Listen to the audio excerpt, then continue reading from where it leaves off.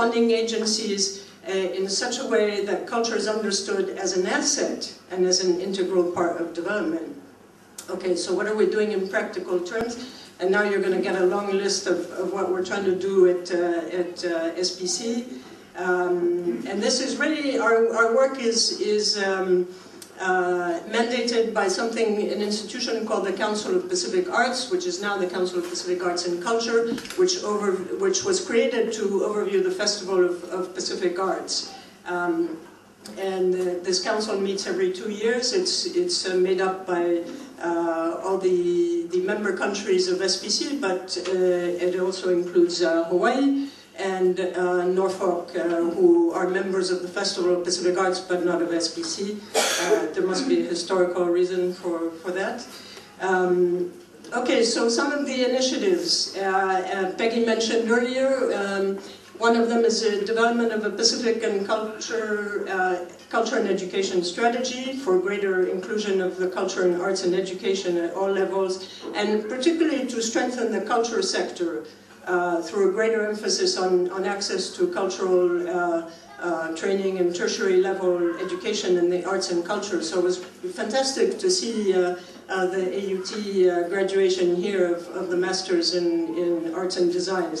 Now, I know strategies have a habit of being written and shelved and not really being of any use. So we are very determined that this will not only provide guidance, but that we have now, through this document, which we hope will be endorsed by the Forum Education Ministers meeting, that we will have the mandate to go to all the partners, including donors, to get money into these areas. And that's very important for us, especially in the culture sector, and to also to encourage our member countries and territories to tap into existing donor funding and to get the cultural sector into those cabinet meetings where they're talking about the budget, to get the proposals and so forth.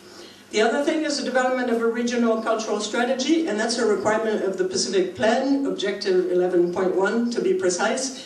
And this is a plan I spend a bit of time criticizing, but it's now time to instead of criticizing, to try to put in the work and to develop a kind of cultural policy framework for the region. We work closely with groups of Pacific artists, especially the Pacific Arts Alliance, and I encourage all the artists to register with Pacific Arts Alliance. It doesn't cost anything, and it's a place to exchange views, but also to learn about new opportunities, and for people from beyond the region who are looking for Pacific artists and opportunities to know what's going on in the region. Cultural policy. Okay, we got some money from the European Commission to do some work for 30 months. It was hard getting the money, but it's there. And one of the first tasks is developing cultural policies.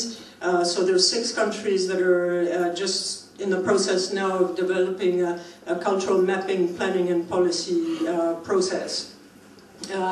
What else? Development of cultural statistics and indicators. I know this sounds instrumental, but it's important, and this is something we're working on with Cook Islands. So while I've been here with the Director of Culture, we've been having meetings with statistics, tourism, and so forth. Assessment and promotion of the cultural industries. Again, this may sound instrumental, but the cultural industries is a way to get funding into culture and promoting opportunities for those for artists, whether it's contemporary arts, heritage arts, or performing arts, visual arts, handicraft producers and makers. Protection of traditional knowledge. There's a couple of model laws. One is a model law on the protection of biological knowledge, traditions, and innovations, which was done by our colleagues at SPREP. The other one is protection of traditional knowledge and expressions of culture, and that's in implementation in 6 countries, including Cook Islands, and that's done in partnership with the Pacific Island Forum Secretariat. and also the World Intellectual Property Organization, which has a section on traditional knowledge and genetic resources. Evaluation and improvement of the Festival of Pacific Arts. We had an evaluation done for the first time since the festival has been in existence. As soon as that's ready for dissemination, it'll be sent out on something called Culture Talk. That's a distribution list that we've set up, so if you want to know what's going on in the region, and you can also post, come and join Culture Talk. It doesn't cost you anything, and if you don't like all the emails, just delete them. But at least it's a way for all of us to keep in touch and know what's going on, and when there's funding opportunities, they're there. So other areas, mapping of cultural heritage, we've got some funding for that next year in selected countries. Another area that we're really working on is factoring culture into other SPC programs and projects, so that our colleagues also think culturally in their work. And you know, it takes time, but we're working quite closely with the Land Resource Division, which has a land program, but also resource management and so forth. Statistics, we're working closely with our colleagues in statistics. So it's an incremental approach through which we hope that eventually it'll lead to realization that culture should be at the heart of development. And to me, that's an approach that was fundamentally similar to that espoused at IPS. So it's going from kind of box isn't the right word, maybe from one canoe into another canoe that's next to it, and trying to do the same thing with the same spirit.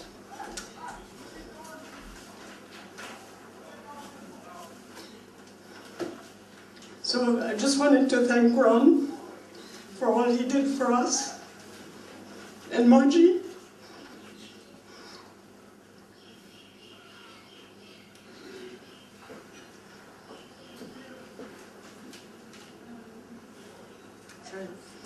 And as I ask myself questions and address issues daily, I often think to myself, what would Ron have said about this?